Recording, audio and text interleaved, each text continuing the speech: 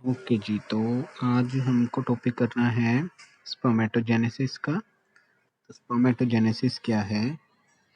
Actually formation of sperms को ही हम spermatogenesis बोलते हैं।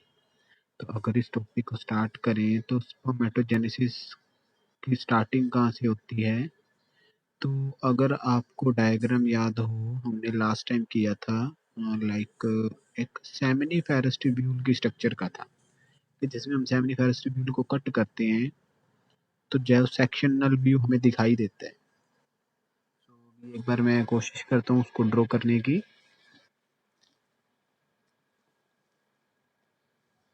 लाइक आप कह सकते हो कि कुछ इस तरह का डायग्राम था वो।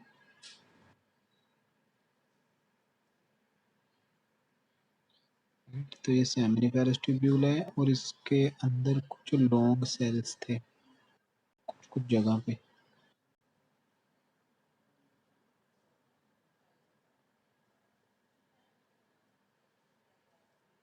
राइट, ये 4 इसमें लॉन्ग सेल दिख रहे हैं आपको। बाकी के जो सेल्स हैं जो सरफेस के साथ हैं इनको हम जर्म सेल्स बोल सकते हैं। These are germ cells. मतलब ये जो फर्स्ट लेयर मैंने बनाई है सेल्स की, this is germ layer. And after germ layer जो सेल्स आप कह सकते हो इससे बनते हैं,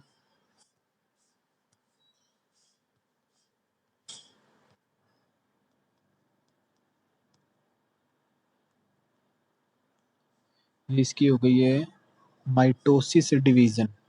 यानी जर्म सेल से माइटोसिस होकर के बन गए हैं प्राइमरी स्पर्मेटोसाइट। तो ये जो ब्लू कलर के सेल्स बनाए मैंने ये हैं प्राइमरी स्पर्मेटोसाइट। प्राइमरी स्पर्मेटोसाइट में फर्स्ट मियोसिस डिवीजन शुरू होती है और हमारे पास हैप्लॉइड सेल्स बन जाते हैं।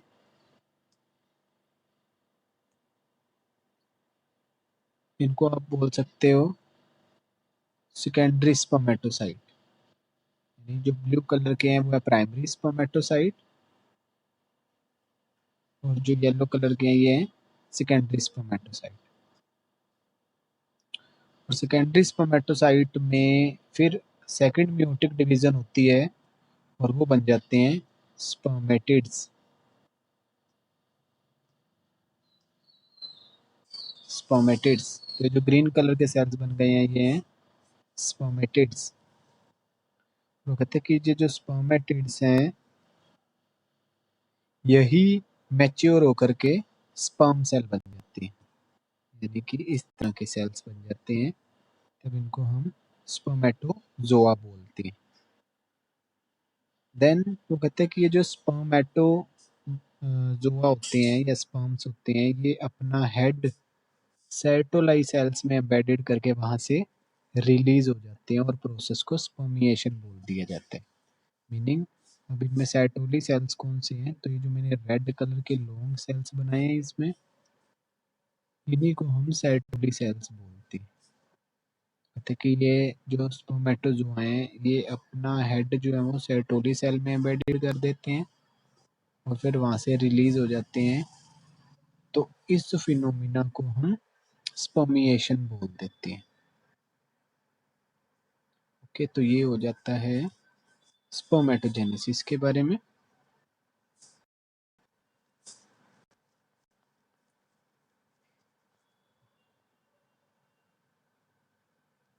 तो अगर इसको एक रफली इंडिकेशन लिया जाए कि हमारे पास स्टार्टिंग में क्या होते हैं से कि ये मैंने इससे पहले बना देता हूँ मैं जर्म सेल्स से। जो ब्लैक कलर के सेल्स हैं जर्म सेल्स हैं। जर्म सेल से डेवलप होकर के बने हैं स्पर्मेटोगोनिया। स्पर्मेटोगोनिया में माइटोसिस डिवीजन हुई है तो बनते हैं हमारे पास प्राइमरी स्पर्मेटोसाइट। तो जो ब्लू कलर के सेल्स हैं ये हैं प्राइमरी स्पर्मेटोसाइट। प्राइमरी स्पर्मेटोसाइट में फिर मियोसिस डिवीजन होती है यानी मियोसिस 1 आप जिसको कह सकते हो वो बन जाते हैं सेकेंडरी स्पर्मेटोसाइट जब मियोसिस 1 हो जाती है।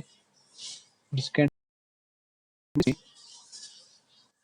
जब आगे फिर से डिवीज़न होती है, मियोसिस 2 कंप्लीट हो जाती है, तब ये बन जाती है अपने आप में स्पर्मेटिड्स।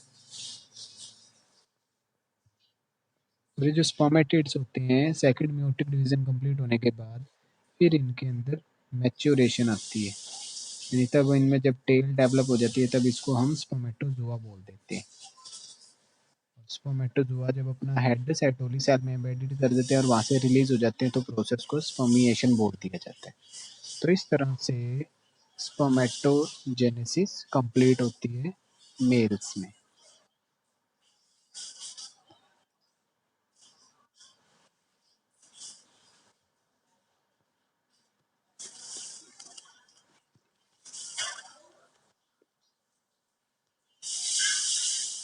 ओके जी, फिर इसके बाद आता है hormonal control in human mails.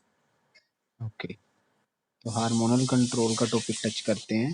Hormonal control क्या होता है? वो कहते हैं कि जो ह्यूमन बॉडी होती है उसमें, अगर आपको वैसे तो आई थिंक सो कि ये ध्यान होगा कि हमारा एक पार्ट होता है ब्रेन ह्यूमन बॉडी में। ब्रेन के अंदर एक स्ट्रक्चर है जिसको बोलते हैं हाइपोथैलेमस। हाइपोथैलेमस कहते हैं कि जो हाइपोथैलेमस होता है, हाइपोथैलेमस से सिग्नल दिया जाता है पिट्यूटरी ग्लैंड को। पिट्यूटरी ग्लैंड को सिग्नल दिया जाता है और पिट्यूटरी ग्लैंड से दो तरह के हार्मोन निकलते हैं। कौन कौन से? एक हार्मोन निकलता है एफएसएच, एक हार्मोन निकलता है एलएच। एफएसएच क्या है? Follicle stimulating hormone. और एलएच क्या है? Luteinizing hormone. Follicle stimulating hormone जाकर के किसको टारगेट करता है?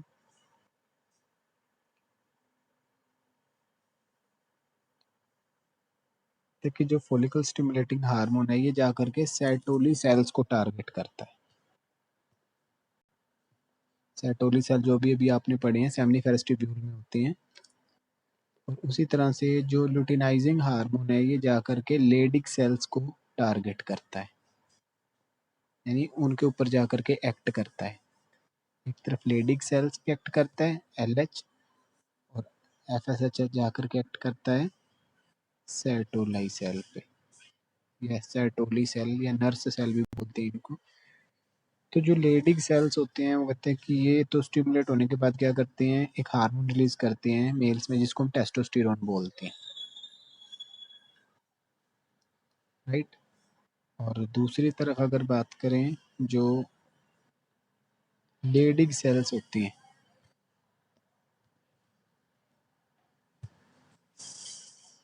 सॉरी, जो सेटोली सेल्स होते हैं, तो सेटोली सेल से कह लो कि क्या प्रोसेस फॉलो होता है? सेटोली सेल्स जाकर के हेल्प करते हैं गैमीट्स फॉर्मेशन में, यानी कि स्पर्मेटोजेनेसिस में, स्पर्म्स की फॉर्मेशन में। तो ये नॉर्मली था एक शॉर्ट प्रोसेस हार्मोनल कंट्रोल का। अच्छा जी, फिर इसमें आता है ह्यूमन में स्पर्म सेल की स्ट्रक्चर। तो स्पर्म की स्ट्रक्चर क्या कहती है? तो ह्यूमंस में जो स्पर्म सेल होता है वो कुछ इस तरह की स्ट्रक्चर होती है,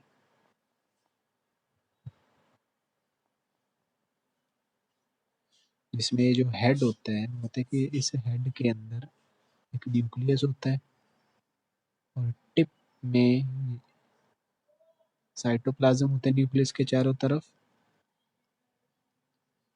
एज वेल एज जो टिप होती है, टिप में कुछ हाइड्रोलिटिक एंजाइम्स होते हैं जिसको हम एक्रोसोम भी बोल देते हैं।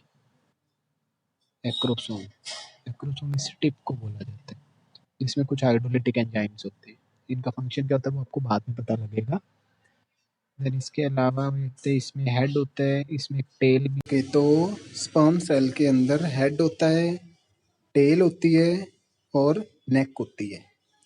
नेक क्या होती है? तो नेक आप बोल सकते हो इस पोर्शन को, इसको हम नेक बोलते हैं। तो नेक में क्या होता है? वो कहते हैं नेक के अंदर जो स्पर्म सेल होते हैं उनमें ज्यादातर माइटोकॉन्ड्रिया प्रेजेंट होते हैं नेक के अंदर, मतलब यहाँ पे सारे मोस्ट ऑफ द केसेस में माइटोकॉन्ड्रिया इसके नेक के अंदर होते हैं सबसे ज़्यादा क्वांटिटी में, क्योंकि माइटोकॉन्ड्रिया के बारे में आपने पढ़ा होगा कि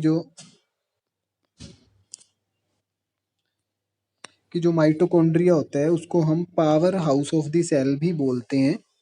तो इसीलिए आप ये कह सकते हो कि जो माइटोकॉन्ड्रिया हैं वो स्पर्म सेल को एनर्जी प्रोवाइड करते रहते हैं, राइट। तो क्योंकि वो एनर्जी प्रोवाइड करते रहते हैं और स्पर्म सेल अपने आप में मूव भी इसी वजह से करता रहता है, तो इसकी ये जो टेल होती है, जो आपको ये टेल दिख रही है इसमें होते है, ये जो टेल है ये मूव करती रहती है। मूव करती रहती है मतलब कि ये एक तरह से इंडिकेशन होता है कि वो जो स्पर्म सेल है वो अलाइव है, वो लिविंग है। सो मेन यहाँ पे क्या हो गया, टेल का फंक्शन क्या हो गया, मूवमेंट करने का, जिससे कि स्पर्म सेल का इंडिकेशन आ जाएगा कि वो लिविंग है।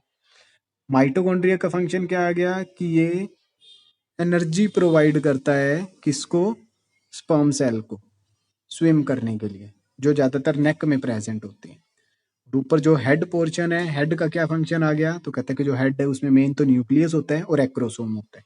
एक्रोसोम का क्या रोल होता है, वो कहते हैं जो एक्रोसोम है इसमें हाइड्रोलिटिक एंजाइम्स होते हैं जो कि स्पर्म सेल को आप कह सकते हो कि फर्टिलाइज करने के टाइम पे हेल्प करती है। ओके जी, तो ये हो जाता है स्पर्म सेल के बारे में।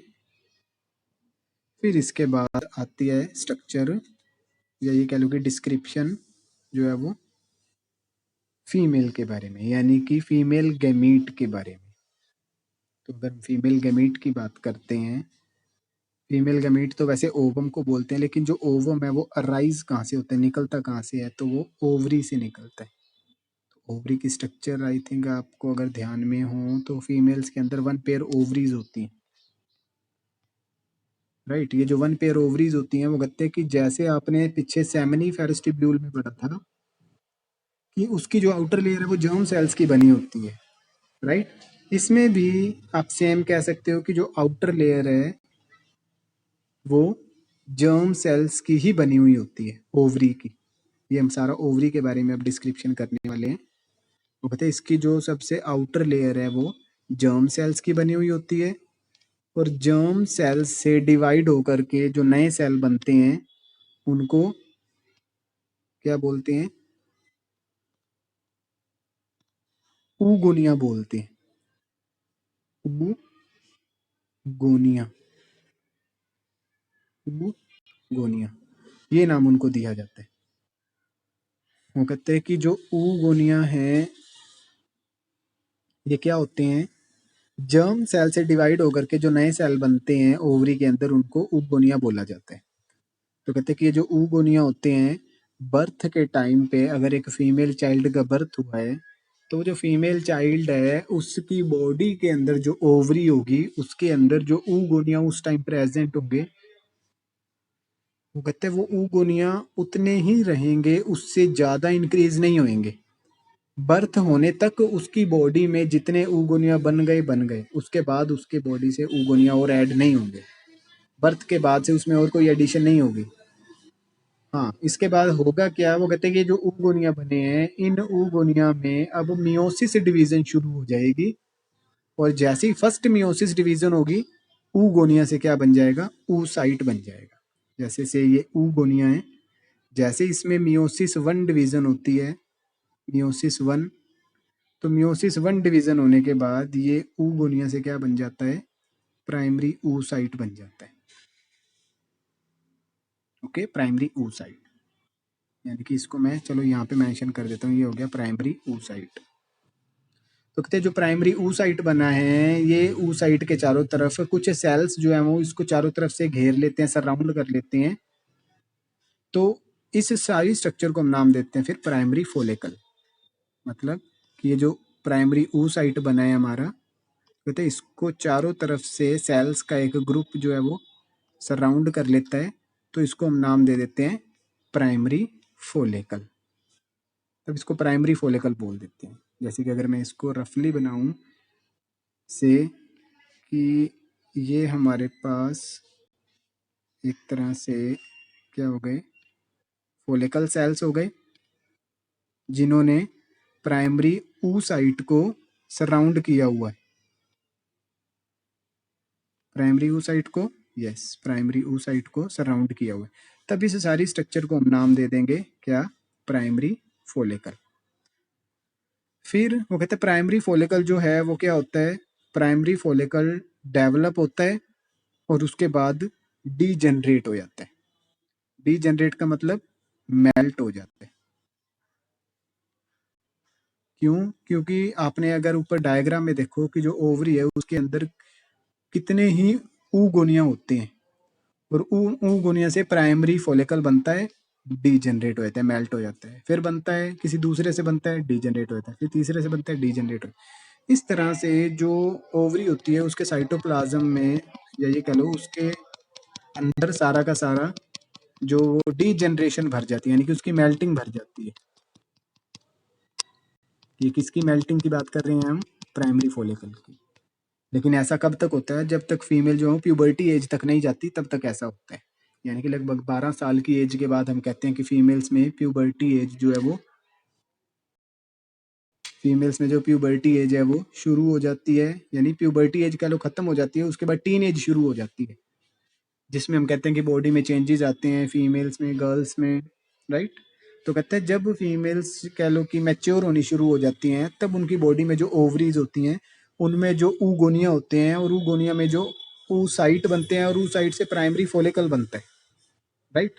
प्राइमरी फोलिकल से फिर अगला स्टेप शुरू होता है प्यूबर्टी के बाद, यानी प्यूबर्टी के बाद जो प्राइमरी फोलिकल बनेंगे वो प्राइमरी फोलिकल फिर मेल्ट नहीं होंगे, समझे? वो प्राइमरी फोलिकल मेल्ट नहीं होंगे, वो मेल्ट होने की बजाय क्या बन जाएंगे? वो मेल्ट होने की बजाय सेकेंडरी फोलिकल बन जाएंगे। सेकेंडरी फोलिकल मतलब ये प्राइमरी फोलिकल था, ये सेकेंडरी फोलिकल है। फर्क क्या है दोनों में? मतलब जो प्राइमरी फोलिकल है उसमें प्राइमरी oocyte के चारों तरफ सिर्फ सिंगल लेयर थी फोलिकल सेल्स की। जो सेकेंडरी oocyte है उसमें प्राइमरी फोलिकल के अराउंड एक और लेयर बन गई है फोलिकल सेल्स की, तब इसको हम नाम दे देते हैं सेकेंडरी फोलिकल। इसी तरह से सेकेंडरी फोलिकल के बाद जब एक और लेयर इसके अराउंड डेवलप हो जाती है तो इसको हम नाम दे देते हैं टर्शरी फोलिकल। फिर ये सेकेंडरी फोलिकल नहीं होता, फिर ये टर्शरी फोलिकल बन जाता है। तो कहते हैं जो टर्शरी फोलिकल होता है उसमें जो oocyte होता है वो प्राइमरी से सेकेंडरी में कन्वर्ट होता है, यानी कि ये जो स्टार्टिंग में oocyte था प्राइमरी था, बाद में ये सेकेंडरी बन जाता है और सेकेंडरी तक ही रहता है। ओके, ये सेकेंडरी तक ही रहता है, सेकेंडरी oocyte। फिर अगर इसको हम आगे देखते हैं तो आपको यहाँ पे एक डायग्राम दिखा रखा होगा ओवरी का।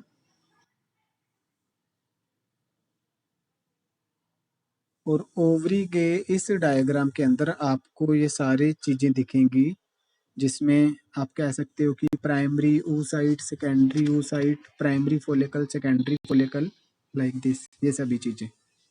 तो अगर इसको मैं फोकस करूं तो आपको इसमें दिखेगा, देखिए इसमें ध्यान से, कि ये है इसके आउटर लेयर हो गई जर्म सेल्स की।